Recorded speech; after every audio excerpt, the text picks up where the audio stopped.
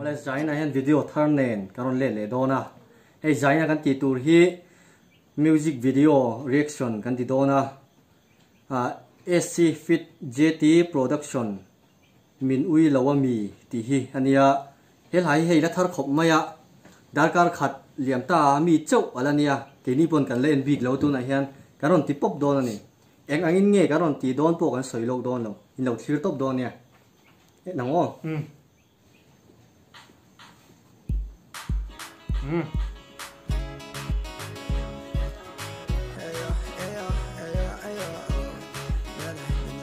làm đàn hi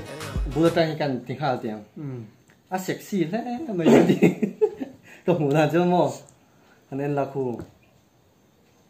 bốn fan có hai cái u chín em khu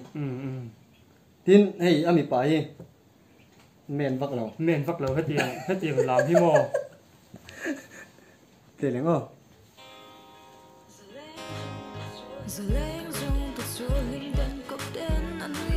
em hiện bây giờ chỉ thật về lo mấy ông này tiền là dù ticket về ngồi ta khác cái nhiều nhiều mà có rồi anh chùi về đâu mò mấy cái phần hàng cái tiền này cho tiền hẳn thay về đâu xí là tiền là dù chụp riêng có tao nhiều nhiều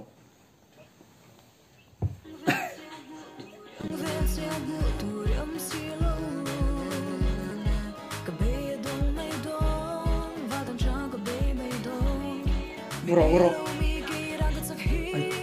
chơi bồn lầu trái như sắm tí anh đừng lầu ta chỉ về mấy thì à thì về mấy tỷ lầu ai tỷ mò thỏ thì đó thầu tỷ à hồi sáng thì đó xuống lầu mò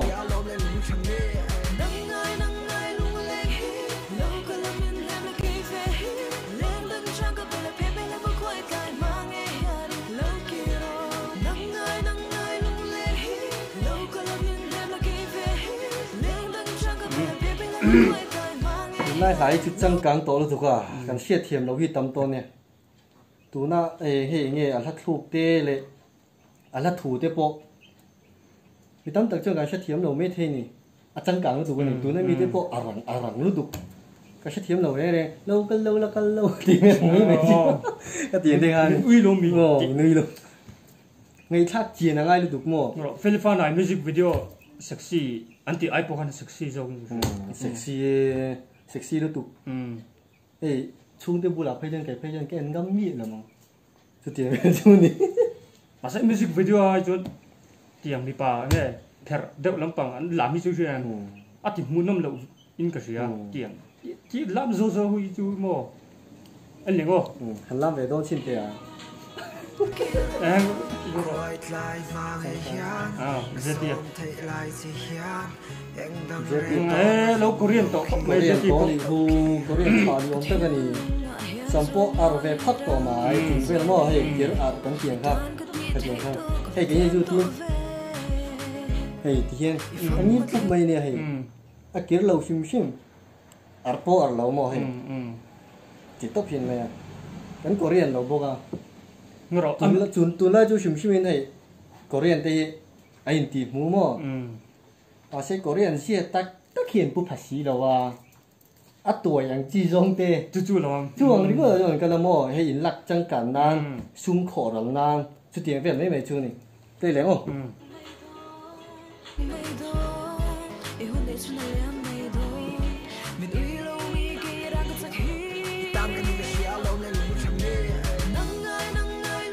nút thầm mi cái răng cái chắc khi mình uy lâu mi cái gì này chứ răng cái chắc ai lu rồi in này ngay này chứ mà sẽ anh ai cứ chuan răng cái chắc chút cái thắng đây rồi này chứ ngồi rồi ami pa model không anh chú thằng về là các bác khác gì khơi lại gì mà nghe cả lăng ô thì cái nó sẽ về vía bằng mình vía bằng cái gì mà năng gì mà cái lâu chứ mà nào mình anh cái họ anh ấy tùy thế à anh mua lệ riêng tao mua chung với mấy chú làm đầm đồi thật đấy bọn ấy lệ à mấy mấy khai lo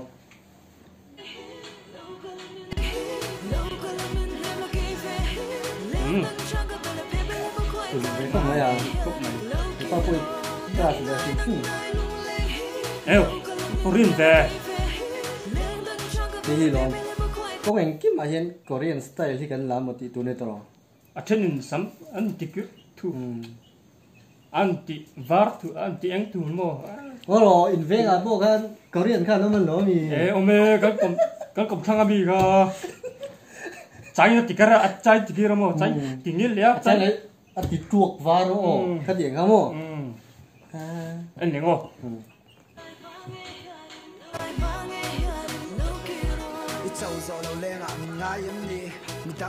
lâu lâu không lẽ có tiền gì mà tiền gì tiền rồi anh ấy chú cái đủ lắm dẹp lâu chưa mua là đấy bởi hết mi cái lần này lâu này mà đằng chú cái này đâu phải càng tỷ tu này mà xe tu này chứ chẳng cả mấy cái gì mà hey nghe anh chỉ đã xem mua tại vì thế có tiền xem đấy bộ sắm tiền để xem khu số thao về thế mà tiền về thế bộ không chẳng cả tao không mấy đâu mà sẽ thì có thì à ta nghe nhưng mi ta họ nhưng lẽ tao mà ta chú này về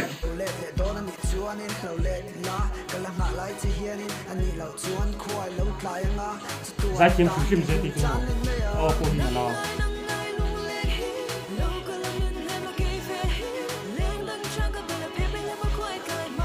mà tôi luôn cứ chỉ lên hoặc là rồi video có trong tao không là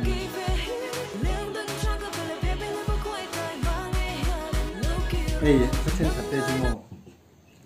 lung lên thác được mày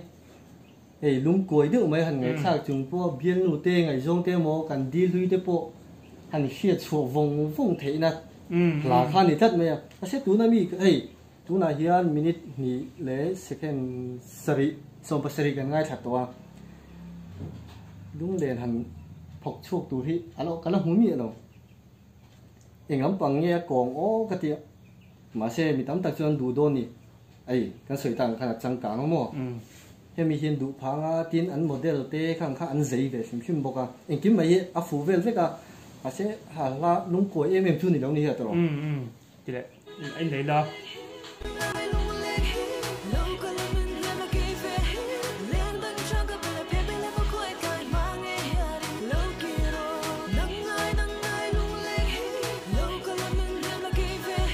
telephone cái bộ sáng tạo thế mấy à Korean chơi được là đúng không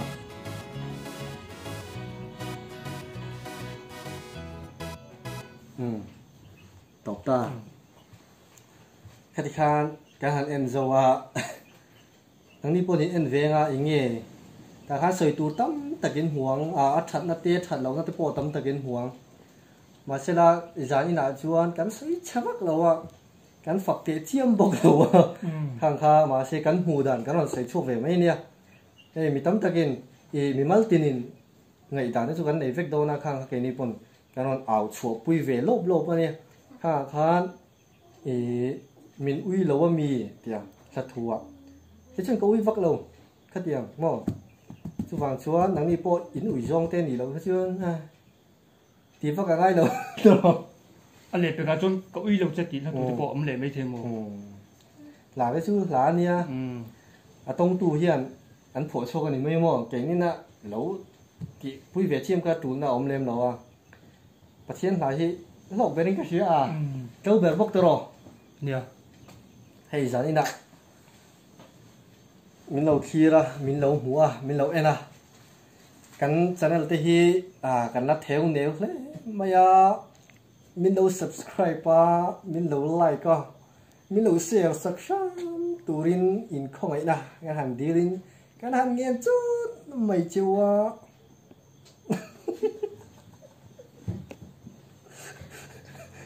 chung cái lần đi tốt mày chưa nè cái lỗ mẹ